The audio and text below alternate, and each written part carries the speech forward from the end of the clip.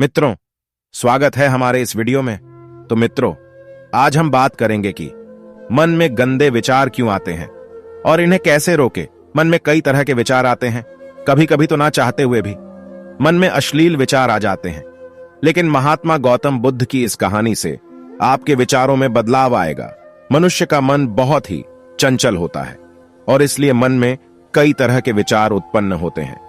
क्षण भर में ही व्यक्ति का मन कई चीजों को सोचने लगता है।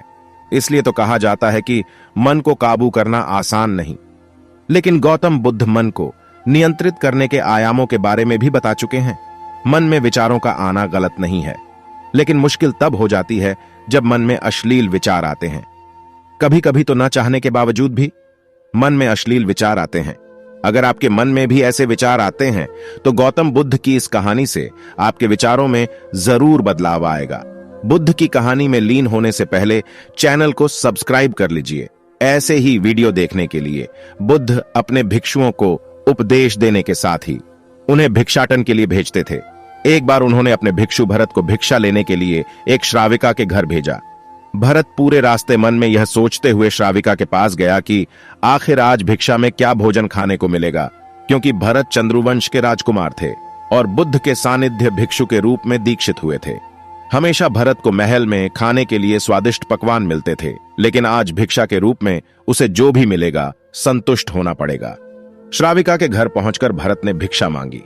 श्राविका ने भरत को बैठने के लिए कहा और भोजन लाने के लिए घर के भीतर चली गई।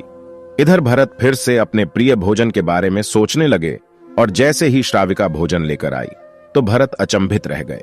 भरत ने देखा कि श्राविका ने उनके लिए उनके पसंदीदा पकवान परोसे हैं और अपने प्रिय भोजन को देखकर वह खुश हो गए। भोजन ग्रहण करते हुए भी भरत सोच रहे थे कि महल में तो उन्हें भोजन के बाद विश्राम करने की आदत है, लेकिन आज उन्हें भोजन के बाद वापस तेज धूप में चलकर आश्रम जाना होगा। लेकिन भोजन के बाद श्राविका ने भरत को कुछ समय के लिए विश्राम करने का आग्रह किया। भरत फिर से खुश हुए कि आखिर आज उनके मन की सारी इच्छाएं कैसी पूरी हो रही है। इसके बाद भरत कुछ देर विश्राम करने लगे, लेकिन विश्राम करते हुए भी लेटे लेटे वह सोचने लगे कि आज तो मुझे भोजन के बाद विश्राम करने को मिल गया, लेकिन ऐसा रोज रोज नहीं होगा। जब भरत विश्राम के बाद उठे तो श्राविका ने कहा कि आप जब तक चाहे यहां ठहर सकते हैं। भरत अब समझ गए कि यह कोई संयोग नहीं हो सकता। उन्होंने श्राविका से कहा कि मुझे क्षमा कीजिए, क्या आप मेरा मन पढ़ सकती हैं? श्राविका ने हां में उत्तर दिया और कहा कि हां, मैं मन पढ़ सकती हूं। शुरू में यह कठिन था, लेकिन फिर मैंने स्वयं के मन विचारों को देखना शुरू किया। पहले मेरे विचारों की संख्या अनगिनत हुआ करती थी। इसके बाद मैंने विचारों पर ध्यान केंद्रित किया, बिना पक्ष विपक्ष के अपने विचारों को देखने लगी। इस तरह से धीरे धीरे मेरे मन में विचारों की संख्या कम होती गई और सारे व्यर्थ विचार दूर हो गए।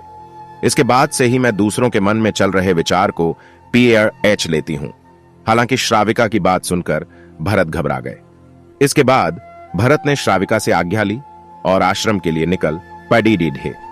रास्ते में भी भरत फिर से मन में आए विचारों का स्मरण करने लगे कि श्राविका के बारे में उसके मन में अश्लील विचार भी आए थे। श्राविका ने उसे भी जान लिया होगा, वह मेरे बारे में क्या सोचती होगी। भरत खुद को लज्जित महसूस कर रहे थे। भरत ने आश्रम पहुंचकर गौतम बुद्ध से कहा कि अब मैं कभी भिक्षाटन के लिए नहीं जाऊंगा। बुद्ध ने भरत को पास बुलाया और कहा कि क्या हुआ है, तुम मुझे सारी व्यथा बताओ। भरत ने सारी बातें बुद्ध को बताई।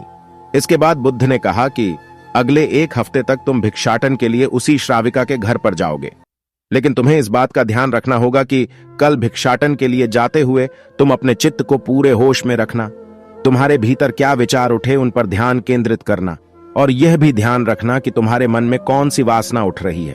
तुम कल इन सभी चीजों को ध्यान में रखकर जाना और इसके बाद मुझे वापस आकर बताना। अगले दिन भरत भिक्षाटन के लिए गए। बुद्ध के बताए अनुसार वह पूरे रास्ते अपने होश को जागृत रखते हुए चल रहे थे। जब श्राविका का घर आया तो भरत ने भिक्षा मांगी। उसके भीतर कोई वासना नहीं थी और ना ही कोई विचार उत्पन्न हो रहे थे, क्योंकि उसने अपने मन को पूरी तरह जागृत रखा था। भरत ने भिक्षा ली और आश्रम चला गया। भरत ने बुद्ध को प्रणाम किया और कहा कि आज उसे जिस आनंद की अनुभूति हुई वह पहले कभी नहीं हुई। मित्रों, कहानी से आपको क्या सीख मिली कमेंट में जरूर बताएं।